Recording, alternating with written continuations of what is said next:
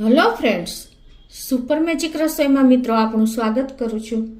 આજે હું આલુ મેથીની સબ્જી એટલે કે બટેટાની મેથીનું શાકની રેસીપી તમારી સાથે શેર કરું છું। મિત્રો એકદમ ચટપટી અને ટેસ્ટી બને છે, તો તમે ચોક્કસ એક વખત આ રીતે ટ્રાય કરજો અને તમને મારો વિડીયો ગમે તો લાઈક કરજો, શેર કરજો અને સબસ્ક્રાઈબ કરવાનું તો ભૂલતા જ નહીં। અને બાજુમાં રહેલું બેલ આઇકનને પણ પ્રેસ કરજો, જેથી કરીને તમને ઓલનું બટન મળશે અને ઓલના બટનને પ્રેસ કરશો ને એટલે મિત્રો તમને બધા વિડીયોની માહિતી તમને મળતી રહેશે। તો બનાવવાનું ચાલુ કરીએ।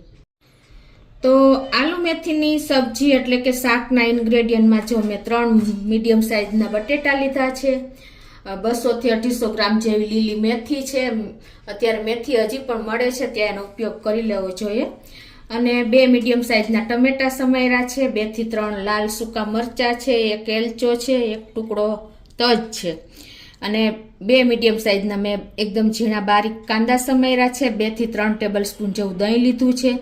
પછી મસાલામાં મિત્રો આપણે ગ્રીન મસાલામાં 2 ઇંચ આદુનો ટુકડો છે, 1 લીલું મરચું મોટું છે તીખું અને 8 થી 9 કળી મેં લસણની લીધી છે અને ઝીણી ક્રશ કરી લીધી છે અને 8 થી 9 મરી લીધા છે અને 3 થી 4 કાજુ લીધા છે। અને રૂટીન મસાલામાં મિત્રો લાલ મરચું, આખું જીરું, ધાણા જીરું, હળદર અને હિંગ અને તેલ અને પાણી આટલા ઇન્ગ્રેડિયન્ટ લેશું તો આપણે બનાવવાનું ચાલુ કરીએ। પહેલા તો જો મિત્રો આપણે આજે મેથી એકદમ મેં 250 થી 200 ગ્રામ જેવી છે અને ઝીણી સમારી જ લીધી છે ઓલરેડી।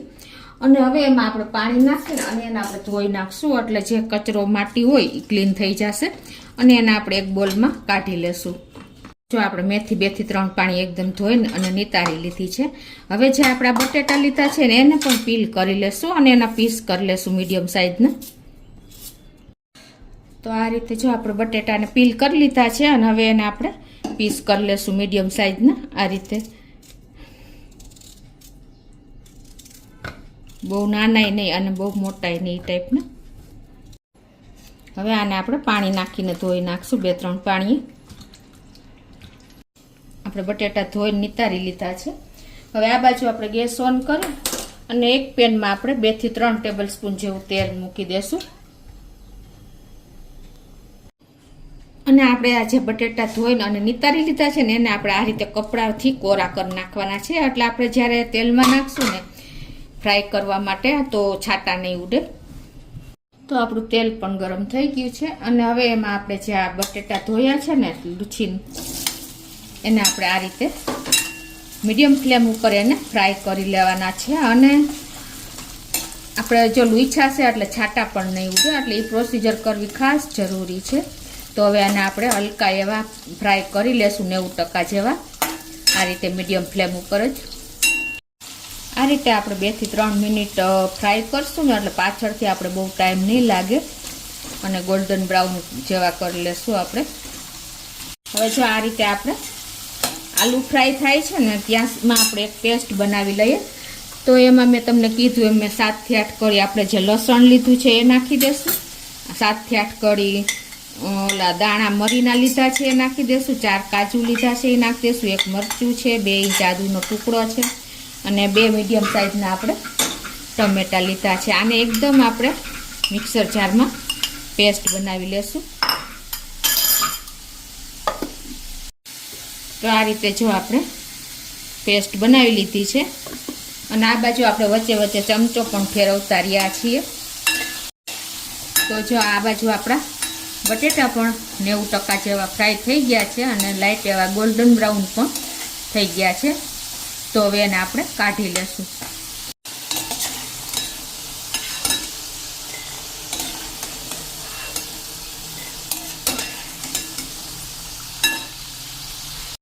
તો આ રીતે જો આપણે બટેટા કાઢ્યા પછી હવે આપણું આ તેલ ગરમ જ છે તો આ જ તેલમાં આપણે કાંદા સાંતળી લેશું। એના માટે પહેલાં આપણે અડધો ટેબલ સ્પૂન જેવું જીરું, આખું જીરું અને 1 એલચો અને 1 તજનો ટુકડો નાખી દેશું અને ગેસની ફ્લેમ અત્યારે આપણે મીડિયમ રાખશું અને જે આપણે આ 1 મીડિયમ સાઇઝનો કાંદા 1 થી 2 નાના સમાર્યા છે ને એ નાખી દેશું અને એને આપણે સરસ એકદમ બ્રાઉન થાય ત્યાં સુધી આવી રીતે કૂક કરી લેશું। તો આ રીતે જોઈએ 2 થી 3 મિનિટ થઈ છે સ્લો થી મીડિયમ ફ્લેમ ઉપર, અને આપણા કાંદા પણ એકદમ સરસ બ્રાઉન કૂક થઈ ગયા છે. તો હવે આ સ્ટેજે આપણે એમાં અમે 1 ટેબલ સ્પૂન જેવું ધાણા જીરું, 1 ટેબલ સ્પૂન કાશ્મીરી લાલ મરચું અને અડધી ટીસ્પૂન જેવું આપણે હળદર લીધી છે, એ આપણે આમાં નાખી દેશું. અને સ્લો ફ્લેમ ઉપર આપણે આને સરસ મિક્સ કરી દેશું. અને હવે આપણે જે આ પેસ્ટ બનાવી છે ને એ પણ આમાં જ નાખી દેશું, ટમેટા ને લસણ ને કાજુ ને.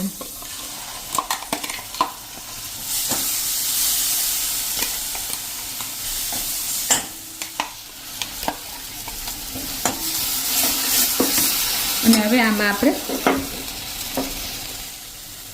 1 ટેબલ સ્પૂન જેવું મીઠું પણ નાખી દેશું.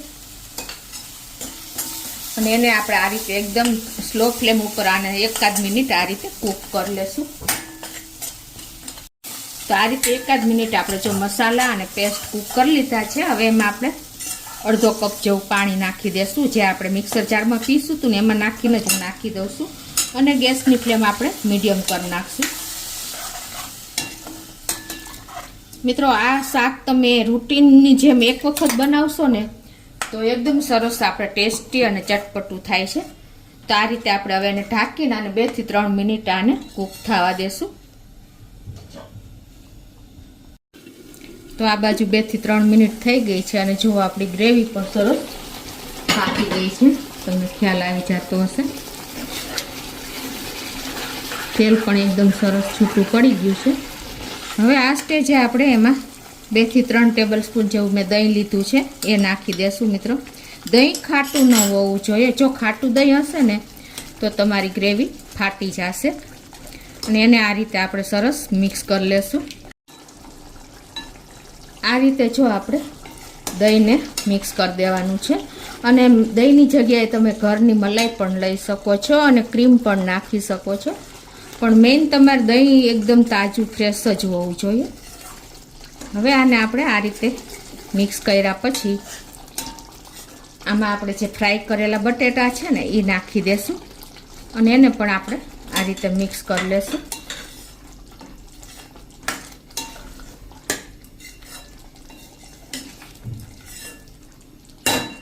અને હવે આમાં આપણે 1 ગ્લાસ જેવું પાણી નાખી દેશું, એટલે એકદમ સરસ આપણા મસાલા સાથે આ બધું કૂક થઈ જાય.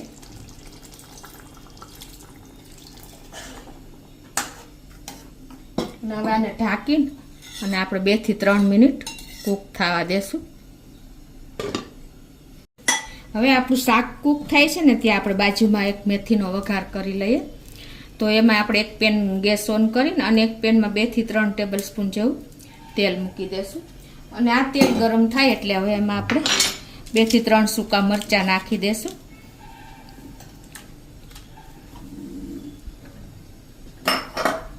અને આપણે જે આ મેથી ધોઈ છે ને 200 ગ્રામ જેવી, એને આપણે આમાં નાખી દેશું. અને એને આપણે હલકી એવી ફ્રાય કરી લેશું.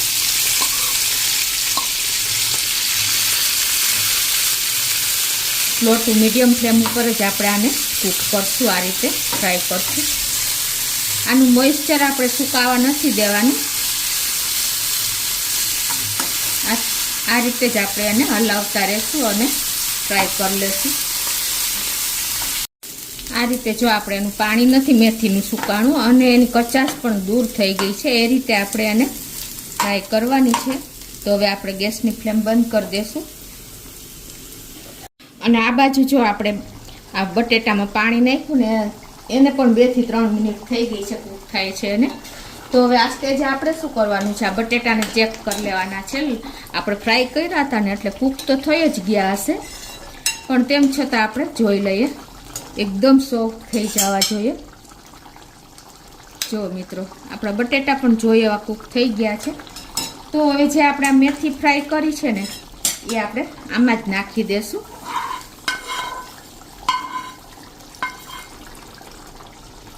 અને એને આપણે સરસ મિક્સ કરી લેશું.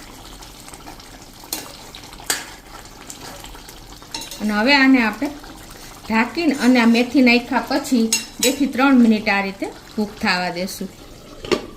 અને ગેસની ફ્લેમ આપણે મીડિયમ રાખશું.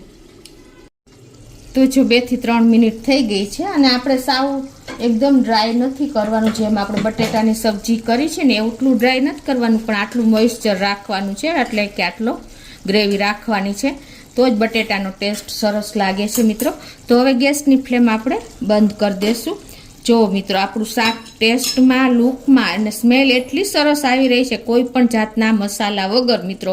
ઘરના જ આપણે રૂટીન મસાલા જ વાપરા છે. તો જુઓ મિત્રો, શાકની કન્સિસ્ટન્સી જુઓ, શાકનું લુક જુઓ અને શાકના ટેસ્ટની તો વાત જ ના પૂછો. એટલું મસ્ત આપણું શાક તૈયાર થયું છે. તો હવે એને આપણે સર્વ કરી લેશું. મિત્રો આ આપણે બટેટાનું શાક તો બહુ બનાવીએ છીએ, મેથી બટેટાનું શાક પણ બનાવીએ છીએ, પણ તમે એક વખત આ મેથડથી અને આ જ રીતે તમે ટ્રાય કરજો મિત્રો. એકદમ ટેસ્ટી આપણું એવું શાક મેથી બટેટાનું એટલે કે આલુ મેથીનું શાક તૈયાર થાય છે મિત્રો. તમે એક વખત ટ્રાય કરશો ને તો તમને આ મોઢામાં ટેસ્ટ રહી જાય ને એટલું સરસ બન્યું છે મિત્રો. તો મિત્રો એકદમ ટેસ્ટી, ચટાકેદાર, બહારના શાકને પણ ટક્કર મારે ને એવું આપણું મેથી બટેટાનું શાક રેડી છે. તમે ચોક્કસ એક વખત આ રીતે ટ્રાય કરજો અને મને કોમેન્ટ બોક્સમાં જણાવજો કે તમને આ ટેસ્ટ કેવો લાગ્યો મિત્રો. તો તમને ચોક્કસ મારો વિડીયો ગમશે જ મિત્રો. ગમે તો લાઈક કરજો, શેર કરજો અને સબસ્ક્રાઈબ કરવાનું તો ભૂલતા જ નહીં.